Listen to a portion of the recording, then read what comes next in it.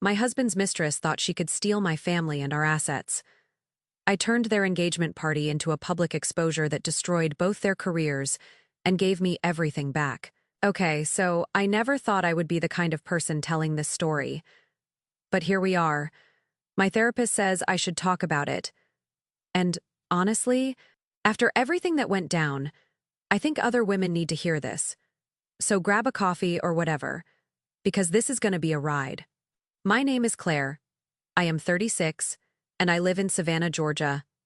Until 6 months ago, I thought I had the perfect marriage for 12 years. I believed I was living the American dream. I am a financial advisor with my own practice, and my husband Andrew is a plastic surgeon who runs one of the most successful cosmetic surgery clinics in the Southeast. We have a beautiful 10-year-old daughter named Lily, a gorgeous historic home in Savannah's Garden District, and what I thought was a partnership built on mutual respect and love. What I didn't realize was how much of that success was actually mine. Let me back up. When Andrew and I met in college, he was a pre-med student with big dreams and bigger debt. I was already working in finance, having started my career early through internships and certifications. When we got married right after graduation, I supported us both financially through his medical school, residency, and fellowship training. 8 years of my income paying for our life while he built his career. I didn't mind. That is what partners do, right? We were building something together. When Andrew finally opened his practice 5 years ago, I helped him secure the business loans. Since I had established credit and income history, most of the financing was in my name or required my co-signature, the clinic lease, the medical equipment loans. Even the luxury cars he insisted on driving to maintain the right image, all of it was backed by my assets and credit. Again, I didn't mind. We were married. What was mine was his, and what was his was mine. Or so I thought. The first signs of trouble started about 18 months ago, but they were so subtle I initially dismissed them. Andrew began traveling more frequently for conferences and continuing education seminars. He would be gone for long weekends, sometimes entire weeks. When I would ask about the trips, he would give vague answers about networking opportunities and building the practice's reputation. At home, he became distant. Not just emotionally, though. The intimate side of our marriage had definitely cooled, but practically. He stopped asking about my work, stopped consulting me on financial decisions, and began making unilateral choices about everything from Lily's school activities to household purchases. The real red flag came when I noticed changes in our financial accounts. As a financial advisor, I am naturally detail-oriented about money. I review all our accounts monthly, track investments, and maintain spreadsheets of our assets and liabilities. In October of last year, I noticed some irregularities. Andrew had opened new accounts, business accounts, without discussing them with me. When I asked, he said they were just operational accounts for the clinic, and that his accountant had recommended keeping business and personal finances more separate. That made sense, I suppose. But then, I noticed transfers. Large sums moving from our joint accounts into these new business accounts. When I questioned him about it, he became defensive. "Claire, you handle your business finances. I will handle mine," he said with an edge to his voice. I would never heard before. The clinic is growing. I need operating capital. But these transfers are coming from our joint savings, I pointed out. The money we have been saving for Lily's college fund. It is an investment in our future. The clinic expansion will pay for itself 10 times over. Something about his tone bothered me, but I let it go. After all, the clinic was successful. Andrew was a talented surgeon, and cosmetic surgery was a booming industry in our area. The wake-up call came in February when Andrew announced he would be taking a week-long trip to Denver for a symposium on advanced facial reconstruction techniques. "I will be back Friday evening," he said, kissing me goodbye perfunctorily. "Don't wait up, my flight lands late." That same day, I received an anonymous text message. "He is not in Denver. He is in Napa." With her, I stared at the message for a long time. My first instinct was to dismiss it as some kind of mistake or prank. But something nagged at me. Andrew had been so secretive about this trip. Usually, he would show me conference brochures or talk about the speakers he was excited to hear. This time, he would provided almost no details. I tried calling the hotel he would supposedly been staying at in Denver. They had no reservation under his name. That is when I made the decision that changed everything. I hired a private investigator. Sarah Chen came highly recommended by one of my clients who had gone through a difficult divorce. She was thorough, discreet, and surprisingly affordable. I gave her Andrew's itinerary and asked her to verify his whereabouts. What she found made my blood run cold. Sarah's report arrived 2 weeks later, and it was devastating in its thoroughness. Andrew wasn't in Denver. He wasn't attending any medical conference. He was in Napa Valley, staying at an expensive resort with a 28-year-old woman named Sienna Brooks. But here is what made it worse. This wasn't a new relationship. Sarah had tracked their communication back 18 months. Phone records showed hundreds of calls and text messages. Credit card records showed hotel stays, dinners, jewelry purchases. Andrew had been living a double life for over a year and a half. Sienna Brooks had worked as a receptionist at Andrew's clinic until 8 months ago.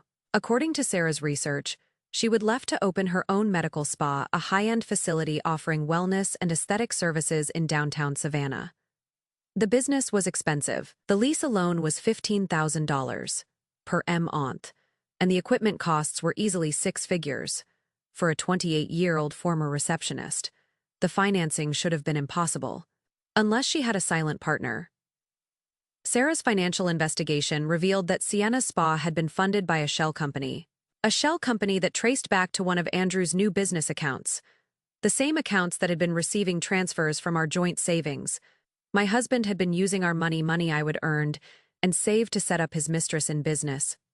Once I knew what to look for, the full scope of Andrew's deception became clear. Over the past year, he would systematically moved assets out of our joint accounts and into business entities that I had no legal access to. The clinic, which had originally been structured as a partnership between us, had been quietly restructured.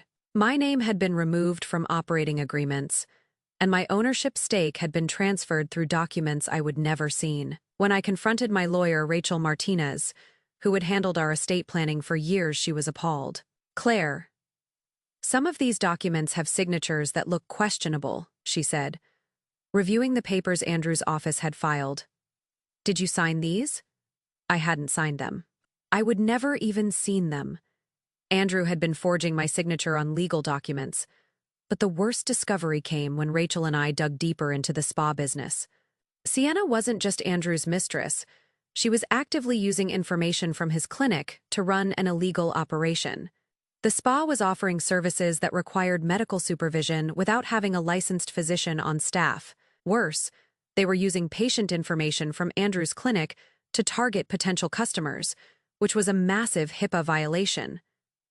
"This is fraud," Rachel said bluntly. "Medical fraud, identity theft, and possibly insurance fraud if they are billing for services they are not qualified to provide." In March, Andrew came home with divorce papers, not to discuss our problems, not to suggest counseling. He simply handed me a legal document and said, "I think it is time we both moved on." The proposed settlement was insulting.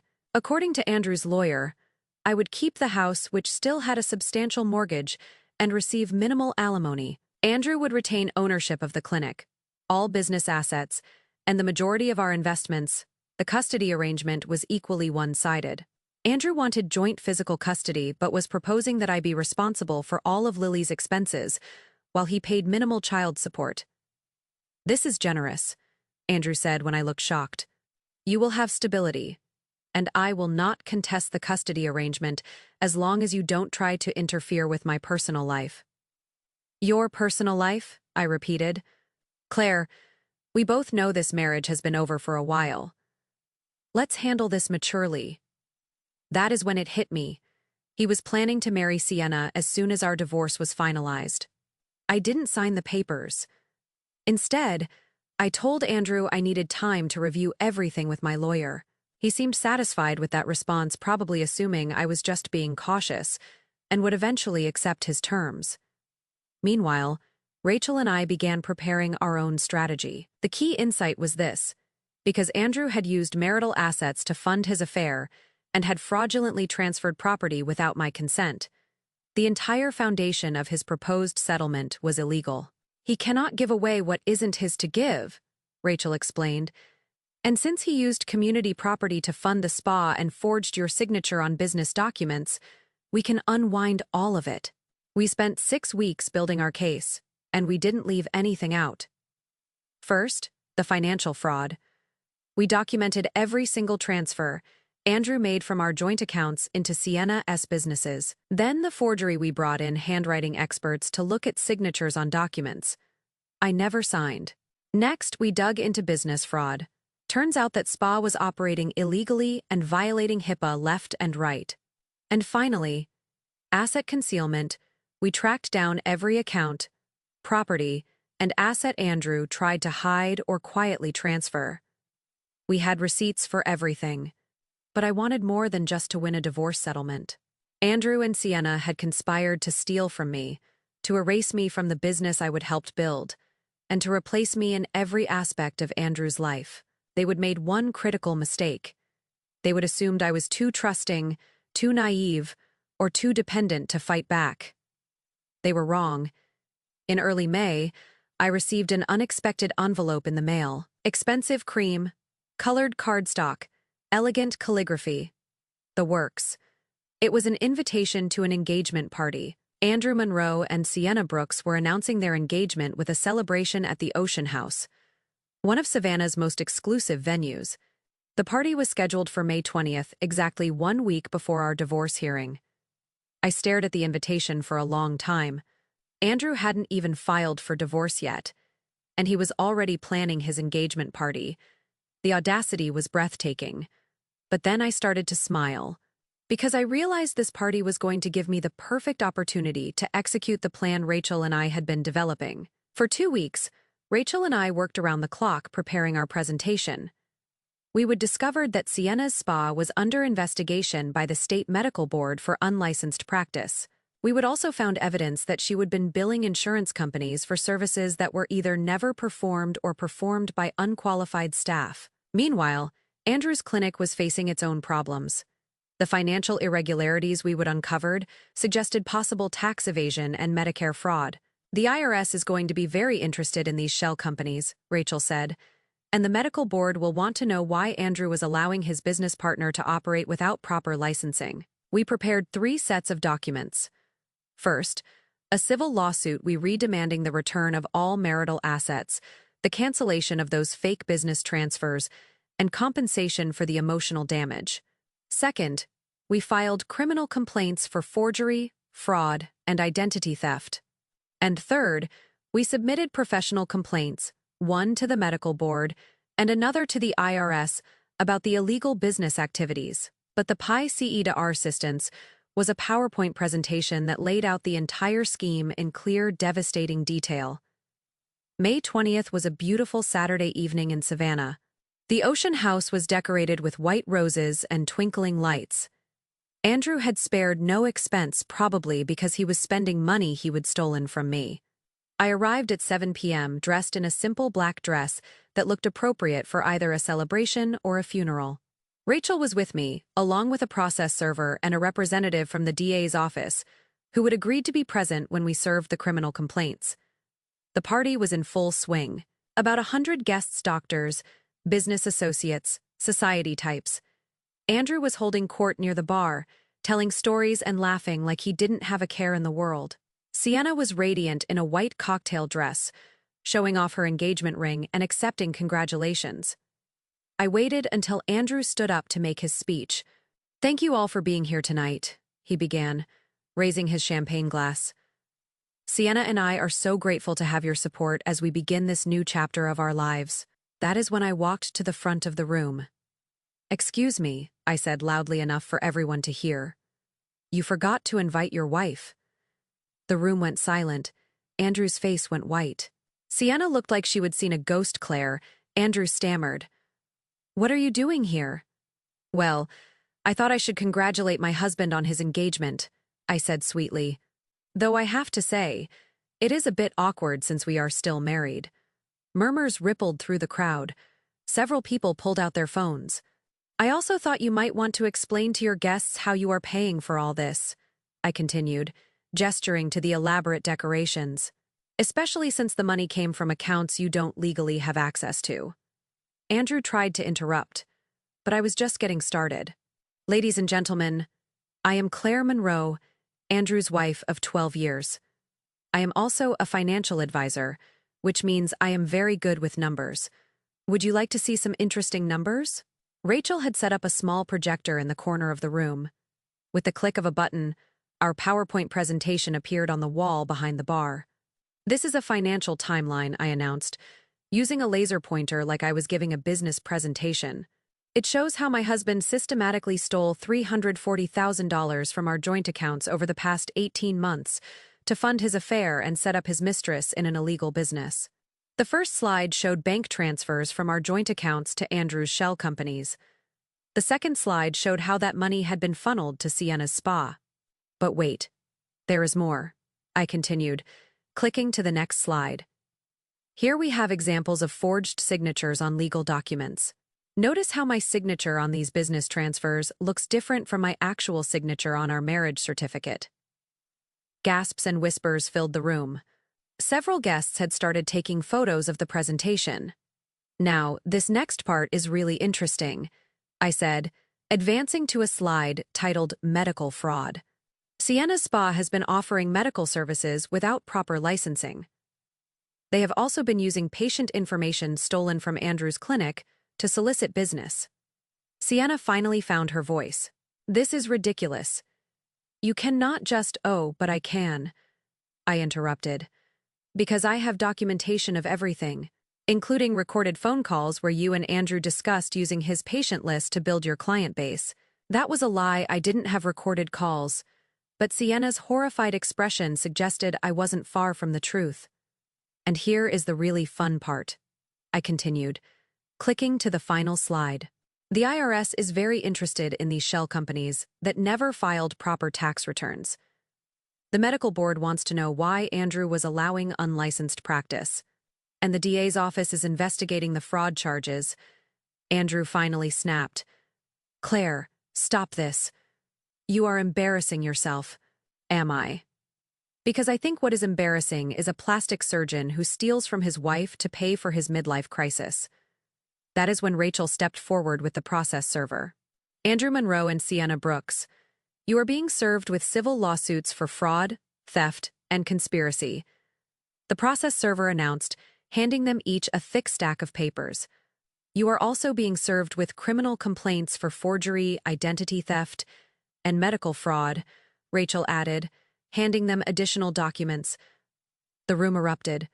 Guests were pulling out phones, taking pictures, recording videos. Several people headed for the exits. A few of Andrew's medical colleagues cornered him, demanding explanations. Sienna was in tears, her perfect engagement party dissolving into chaos around her.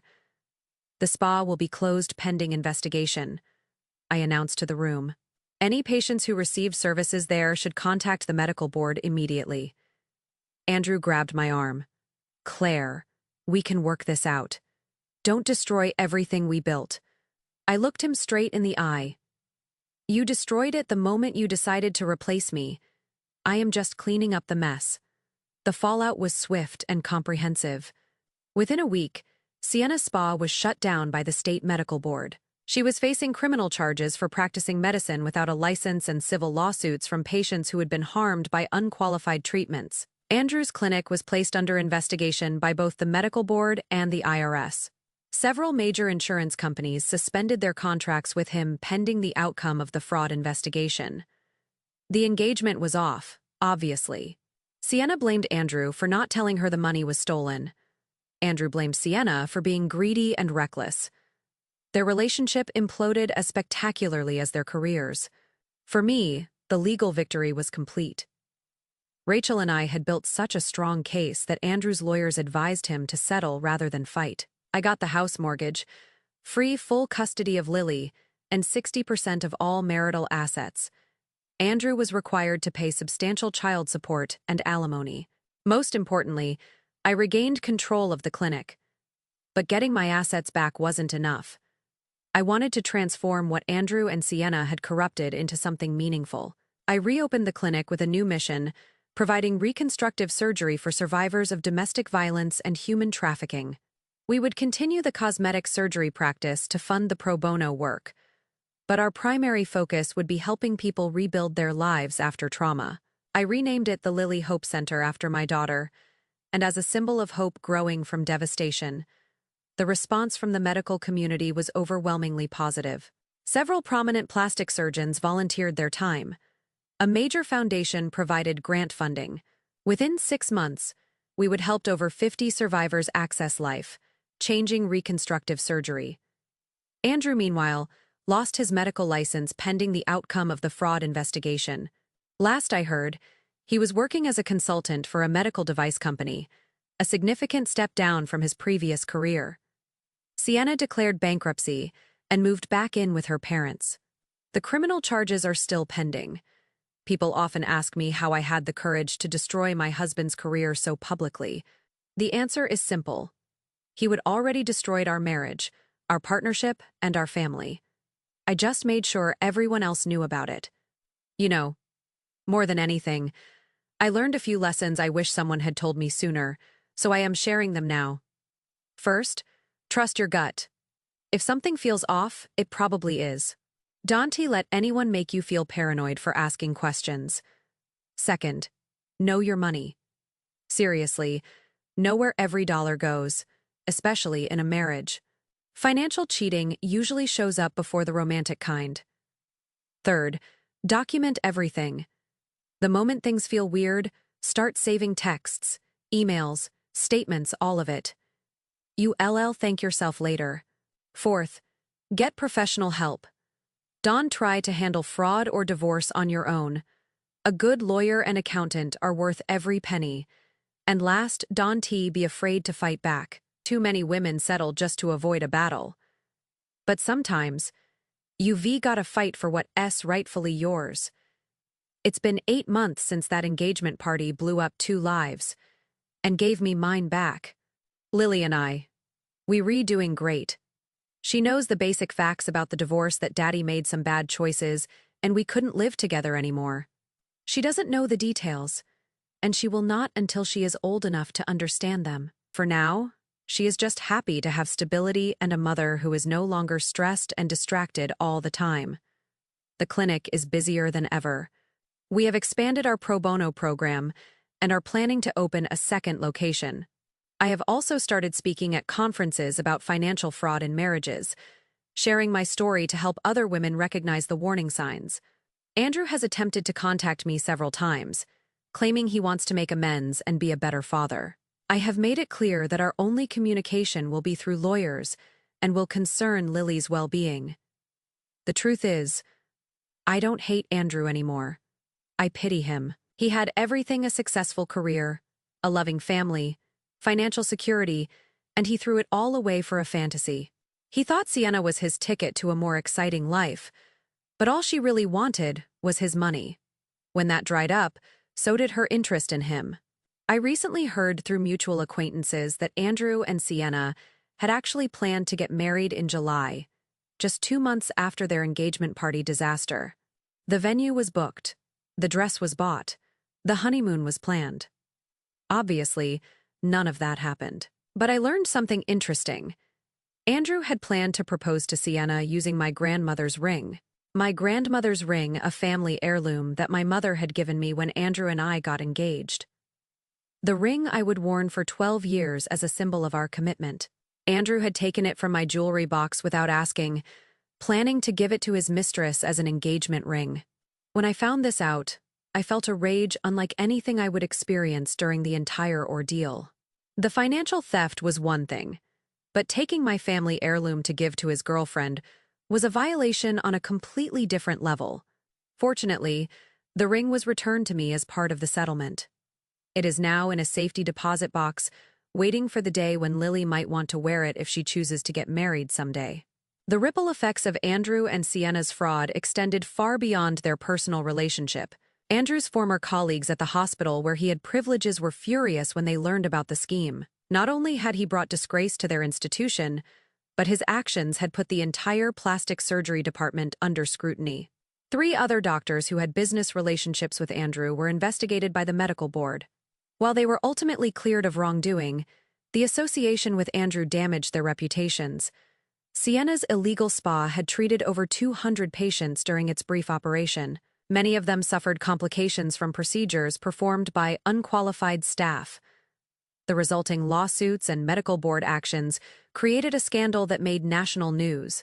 Several medical spas in the area had to undergo additional inspections to prove they were operating legally. New regulations were put in place requiring closer oversight of medical spas and stricter licensing requirements. I take no pleasure in the broader consequences, but I do think the increased oversight will protect future patients from similar fraud. One of the most surprising aspects of this entire experience was discovering who my real friends were. Some people I would considered close friends disappeared when the scandal broke. They either didn't want to get involved in the drama or felt uncomfortable choosing sides between Andrew and me. But other people stepped up in ways that amazed me. Neighbors I barely knew offered to help with Lily. Clients referred business to me when my practice struggled during the legal proceedings. Women I would never met reached out to share their own stories of financial abuse and to offer support. My mother, who lives in Florida, flew to Savannah the week after the engagement party and stayed for a month to help with Lily and provide emotional support. My sister took time off work to help me sort through the legal documents and financial records. Most importantly, Lily's teachers and counselors at school were incredible. They understood that she was going through a difficult time and provided extra support without making her feel different or singled out. The experience taught me that crisis reveals character both in yourself and in the people around you. As I write this, it is December, and I am preparing for our first Christmas as a family of 2. Lily and I are decorating our tree and planning our holiday traditions. She asked me recently if she will ever have a stepdad. I told her honestly that I don't know, that someday I might meet someone special, but for now, we are doing just fine on our own. And we are doing fine. Better than fine. Actually, the clinic is thriving. Lily is excelling in school, and I am happier than I have been in years. I am also more confident and self-reliant than I ever was during my marriage. I have started dating again. Nothing serious, just coffee dates and dinners with men I have met through work or friends. It is strange navigating romance in my late 30s after being married for so long. But it is also exciting to rediscover myself as an individual rather than as half of a couple. The most important thing I have learned is that I don't need a man to complete me or to provide financial security. I am perfectly capable of taking care of myself and my daughter. If I do choose to remarry someday, it will be because I want to share my life with someone, not because I need to. I am sharing this story because I want other women to know that financial abuse is real. It is common, and it is not your fault if it happens to you. If your spouse is hiding financial information from you, making major financial decisions without your input, moving money into accounts you cannot access, minimizing your contributions to the family finances, or using money as a form of control, these are red flags. Trust your instincts and investigate. Don't let anyone convince you that you are being paranoid or controlling for wanting to understand your family's finances. You have every right to know where the money comes from and where it goes. And if you discover that your spouse is stealing from you or hiding assets, don't try to handle it alone. Get professional help immediately. A lawyer, an accountant, a financial advisor who specializes in divorce. Document everything and build your case carefully. Most importantly, remember that you are stronger than you think. I spent 12 years believing I needed Andrew to be successful and happy. The truth is, most of our success was built on my work and my financial contributions. Once I realized that, I found the strength to fight for what was rightfully mine. You can too. In the end, Andrew was convicted of fraud and sentenced to 18 months in prison. He's serving that time now, and odds are, he'll never practice medicine again, Sienna. She was found guilty on multiple charges tied to her illegal spa. She got probation and community service, but the civil lawsuits from her former patients have left her drowning in debt. Meanwhile, the Lily Hope Center has helped over 150 survivors of violence get access to reconstructive surgery. We have been featured in medical journals and even received national recognition. It's become something so much bigger than I ever imagined. Lily S. thriving. She's in 5th grade now, plays the violin, and loves helping out at the clinic on weekends, especially organizing the supply closets. She's got a real talent for it. And me. I am engaged to David. He is a pediatric surgeon at Children's Hospital. He gets it.